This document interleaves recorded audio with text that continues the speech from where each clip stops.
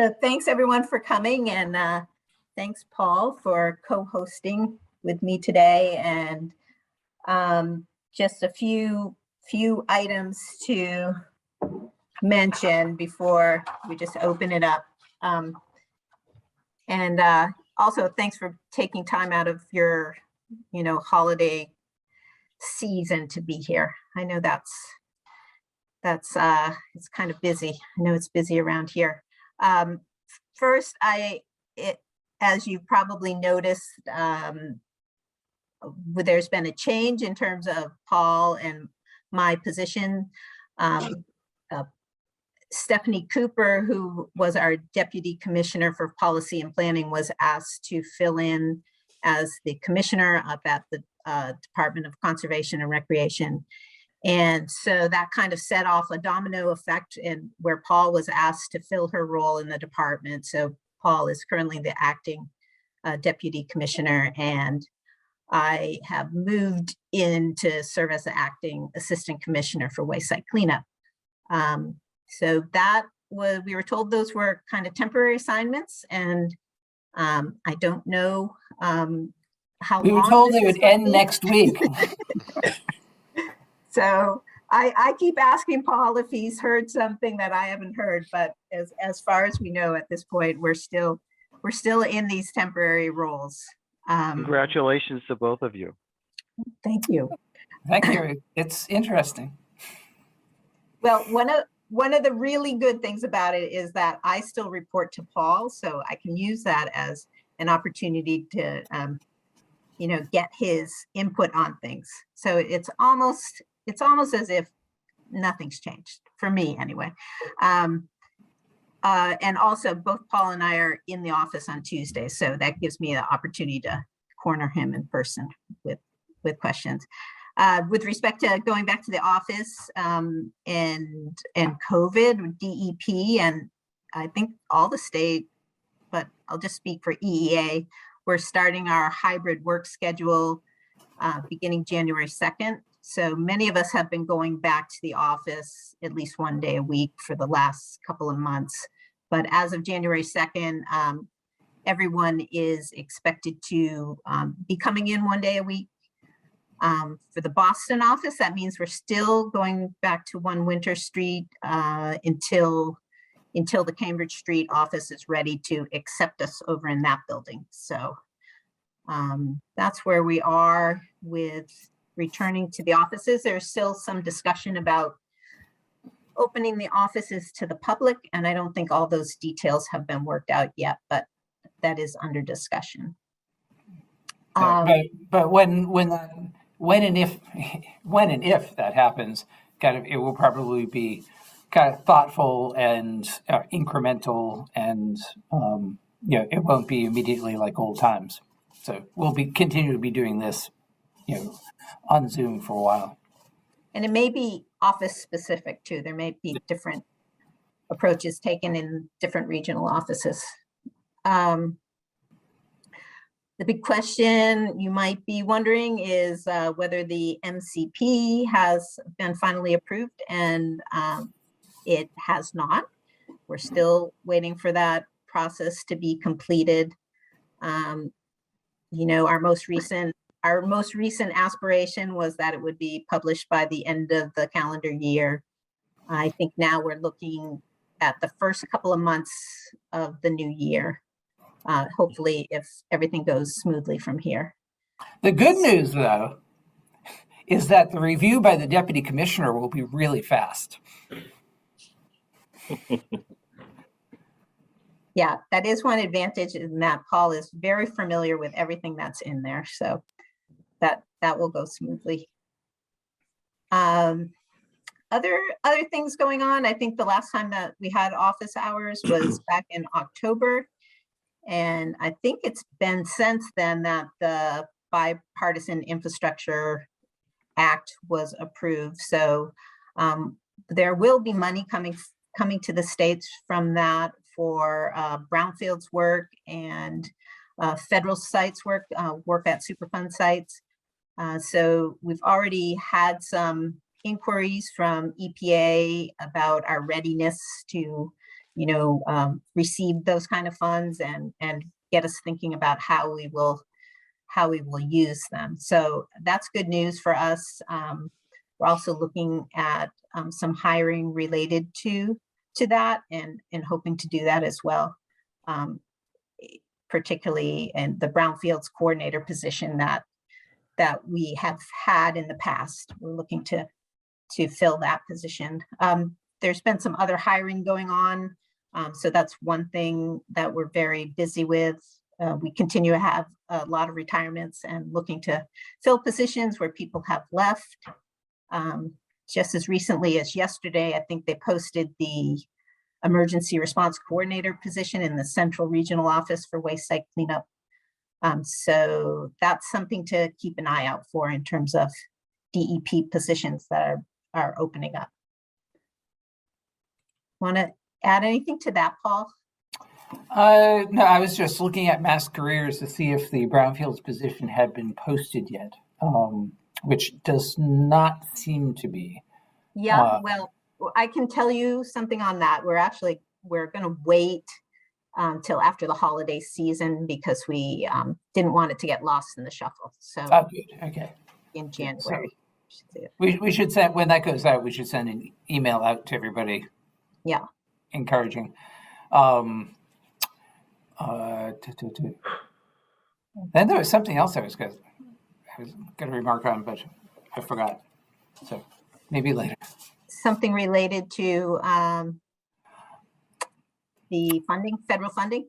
Well, there is going to be a lot of federal funding. So in the wayside cleanup and the remediation world, we expect there's going to be a big jump in the amount of money available for brownfields grants. That will likely flow through the same grant application process using the same procedures, but with more money available. And in addition, there's going to be a lot of money flowing to EPA for Superfund site remediation. So a lot of the fund lead sites in Massachusetts should get a influx of additional funding, which should move work on a lot of those sites, which would be great for us. And hoping that our newest site coming on is hopefully by February it will be actually finalized on the NPL is the Neponset River to deal with the PCBs and sediment of the Neponset River. So this may be great timing for funding to be available for the necessary site assessment that they'll have to go through, and then the remedial actions necessary.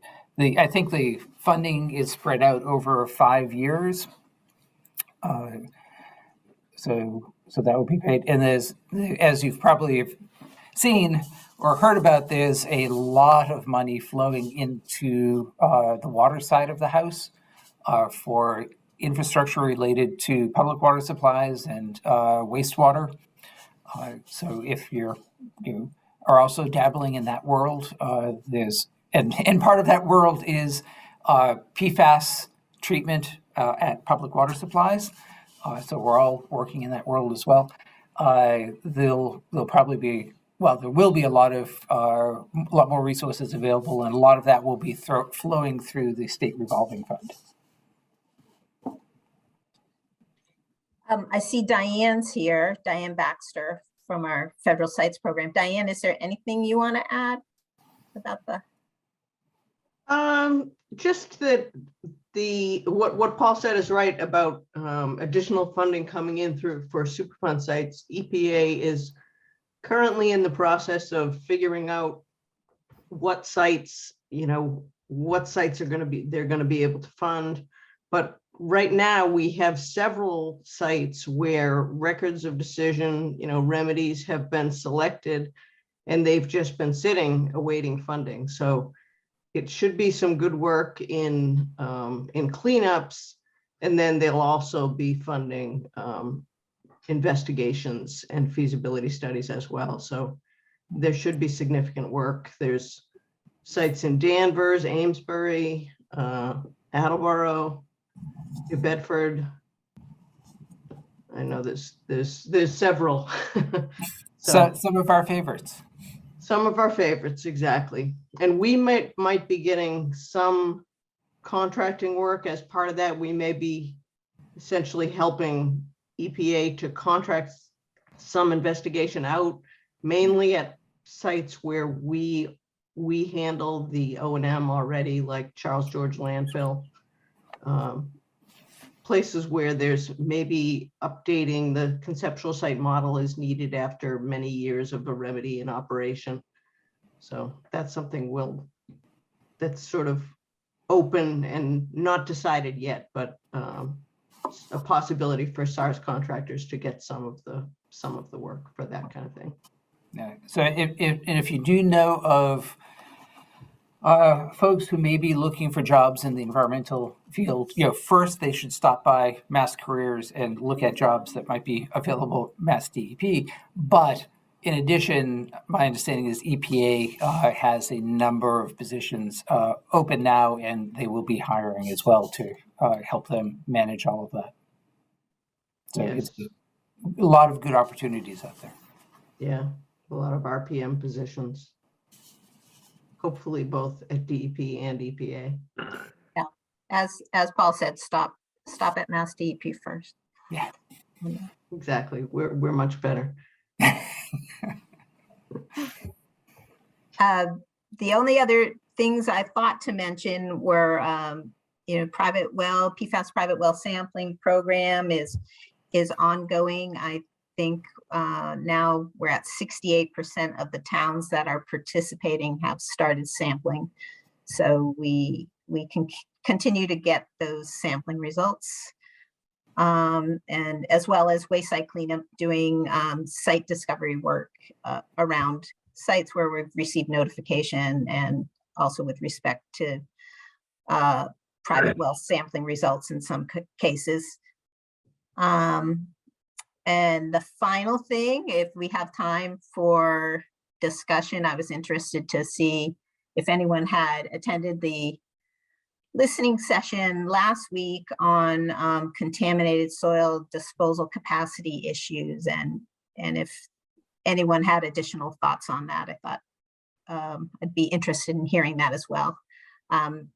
Paul is also involved in that, and I think as we said at that session, we're going to be having more discussions internally, and then expanding out from that in the new year. So we have that planned.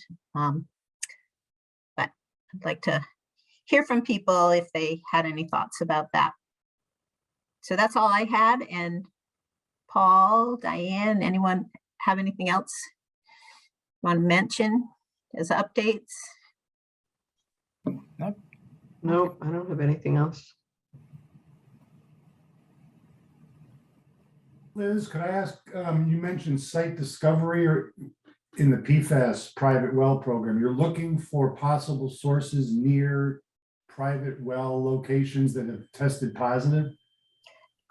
Well, in some cases, it's our normal kind of work where we have results out in the regional offices, and where they'll do some follow-up work to try to see if there's a likely source nearby. So, the same process with sending out RFIs and looking into potential sources nearby. Yeah, So, and even kind of that's part of it, but also as we begin to get we find elevated levels in the private wells.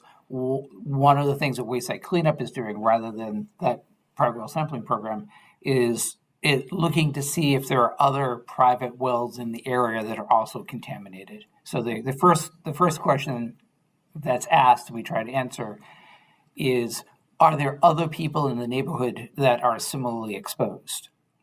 So a lot of the work is being done around that. And then, in addition, there's the question of where's the PFAS coming from, and that source discovery works. So both things are going on. The primary focus is, the immediate focus is, are there other people being exposed? But we're also looking at potential sources. Are you getting good response from neighbors quote unquote, where you say, hey, your neighbor's got this, we'd like to test your well? Are they saying yes or too early to tell? It's not too early to tell. I think it's too complicated to generalize. You see, I mean, we've had a number of situations across the state, and the reaction, varies from no, I really don't want to know, to the whole community expressing interest in wanting to have the well sampled. So it really is very local, very specific. Yeah. I noticed that too, just in going through the different towns where you see some towns where there's a large number of people who've had their wells sampled. So, and others, it's just, a couple of wells per town. Thank you.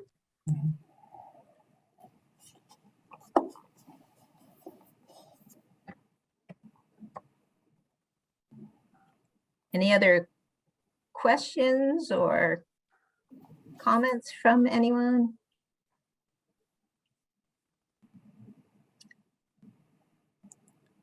I attended the soil disposal listening session. I guess my big picture was very concerning. Yeah. That what is going to happen in the next year to 2 years as the in-state landfills may become unavailable. And I guess I'm hoping that other options become apparent. There's a lot of development planned and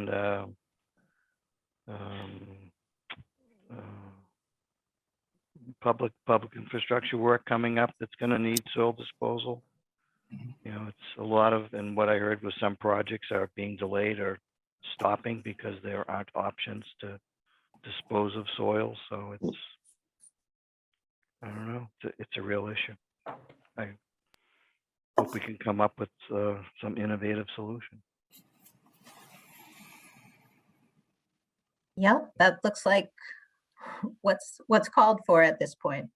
I think I don't know how you feel, Paul, but I think we did hear some things that we want to begin discussing right now in terms of some options that came out of the listening session, kind of short term and longer term. Yeah, I think, similar to Elliot, it was a lot more sobering. And I think, we at DEP, certainly I felt it was more of a downer. I mean, it was a good meeting. I really enjoyed the meeting, but the overall message and prospect for it was very distressing. But there were things that, suggestions there that, as Liz said, we want to follow up on. I think there are some immediate things, we can do, medium term things that it's likely we can do, and then longer term, potential things that, we should start talking about now because it's going to take a while, but we need to start talking about it now. Some of the projects I've heard about in the office, which were being contemplated, were taking these old industrial sites, there were oil terminals and similar sites, and cleaning them up, but using, if possible, like COM97 soils to raise the grade relative to climate change, sea level rise. Yeah. But that's not allowed right now. So what would it take to allow, and given proper cover and all that, but what would it take to say you can take COM97 soils to like a currently industrial or commercial site and use them in a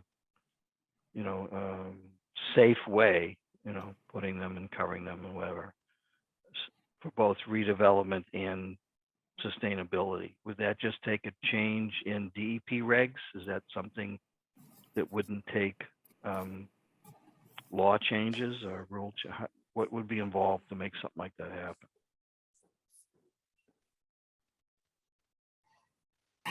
Um,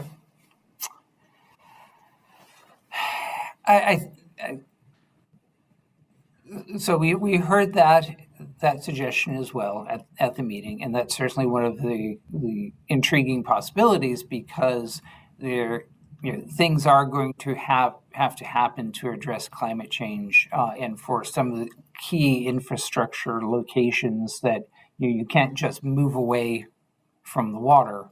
Right. You need to harden it. You need to make it sustainable in the long term. Raising the elevations certainly is one of the possibilities that people talk about.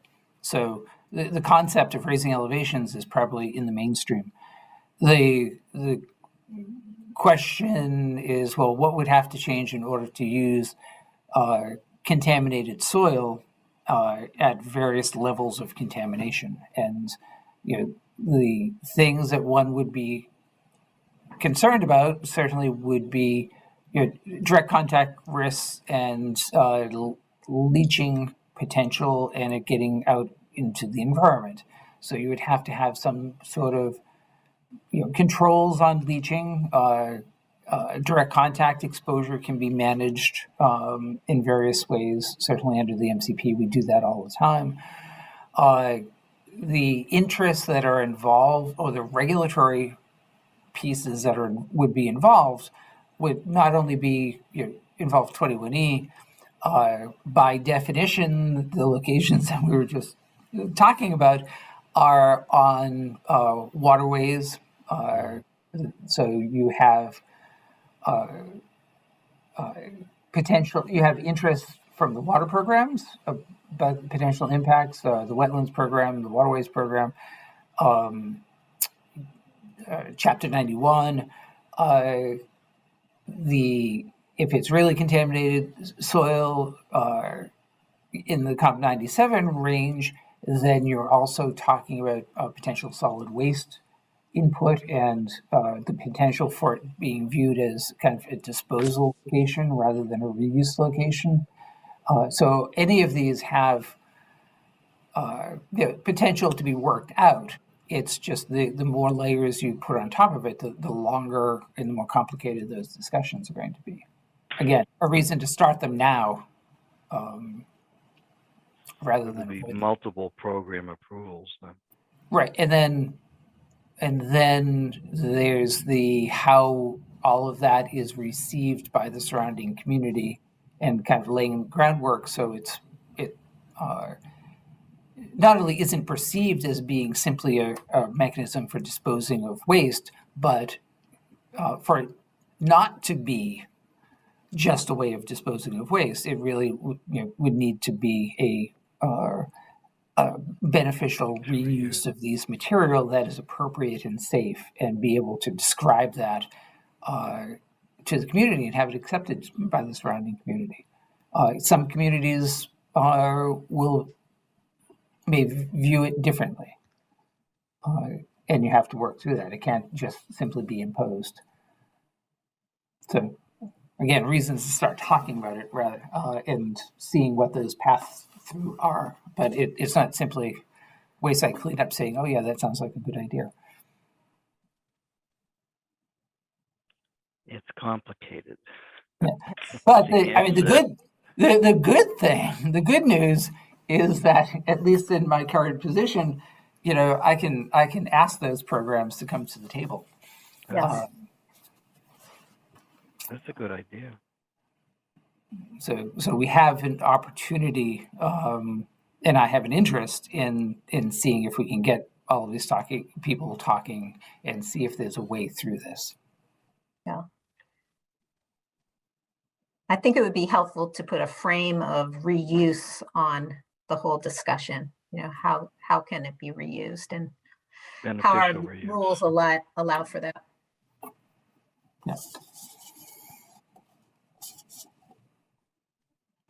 Yeah, and I think it's in those individual cases might be able to reuse a lot of soil, but it's also going to have to be the sum of kind of a bunch of little changes as well. So we can keep our eye on some of those big big projects and big reuse opportunities, but we're also interested in hearing about little changes that can make the management of, even lesser contaminate, divert, cleaner material from landfills into other uses that will, extend the life of landfills, create more space in the landfills, so that the really bad stuff still has a home to go to. So dealing with is going to be the sum of a bunch of little changes as well as perhaps one or two big changes. Do you have a time horizon? Is this like a 5-year program to get this done? 2 years? It didn't look like we had that much time if you looked at those trends. Yeah. The Okay, next so 2 years look very, the time frame for coming up with something. I don't know, this- Paul. I won't what use do the you word urgent, but so this is a high priority. I think it's based on what we heard, it should be a high priority. I've talked with the commissioner about having it be a high priority, and he is interested in it and is encouraging us to continue working on it. And like I said, if there are smaller, easier things that we can do to start chipping away at it, then we should do those as well. But it's also in the context of, we're dealing with soil. The solid waste program has been struggling with the diminishing capacity for all kinds of waste for several years now, if not for a decade. So the handwriting has been on the wall for the solid waste program as well. So it's part of a much bigger picture. Thank you. See, now this is the kind of depressing ending of the soils meeting. we need something perky. Well, speaking on behalf of the LSPA, at the very least, we appreciate your willingness to listen to the various interest holders and hopefully work to a solution. And we're here to help with those solutions whenever we can. So. Very presidential of you, David. Nice job. I appreciate that. Well, the LSPA was instrumental in putting that session together and pulling together the stakeholders. So thought that worked very well, and we really appreciated that help in reaching out to people. Yeah, it was a good cross section of different interests and different perspectives. It was very helpful.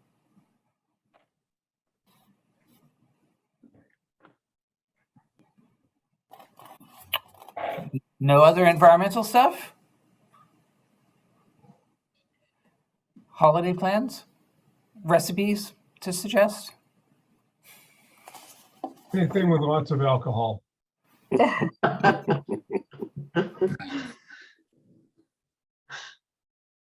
are no major traveling this Christmas. No. We have tickets. Oh, sorry. I was going to say, our son was supposed to be coming up this Sunday, just texted me that he and his girlfriend have tested positive, so Oh, that's boy. not going to happen. Well, Alrighty. we have tickets for the Spider-Man movie for tomorrow afternoon. I think we're going to break out the good N95 masks. I heard it's really, really good. This was at the urging of my, eventually will probably be daughter-in-law. So, one, you definitely should marry somebody who wants to see Spider-Man. Well, that's what did it for me with Karen when she knew her sci-fi movies, and I just made a mention. She immediately knew what I was talking about. I said, "Yep, this is the one."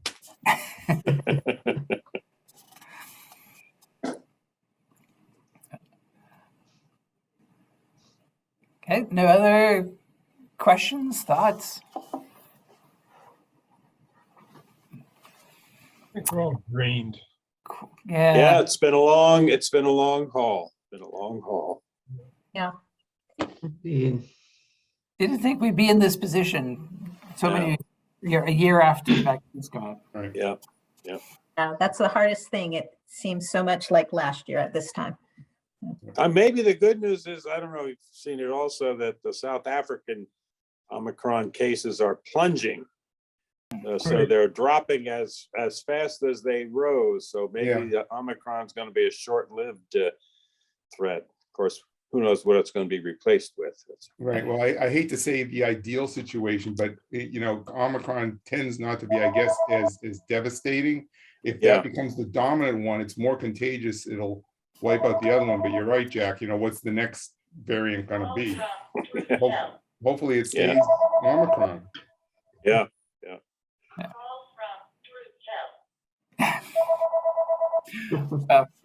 Is it Omicron or Omicron? That's one thing I got to know. I don't know. Omicron is what I've heard. What I've heard. I heard a piece on the radio, and they had a Greek scholar, somebody from Greece, and unfortunately, the way that she pronounced it was kind of in between Omicron and Omicron. So it's something I cannot make my tongue do. Well, the one that I heard on NPR that someone said was Omicron, and I was like, no, definitely it's not that. I've heard that one. Maybe it's Micron. Or whatever the Boston accent micron sounds like. There's no R. Keep hearing people putting an N in there, so Omnicron. Oh, please. No.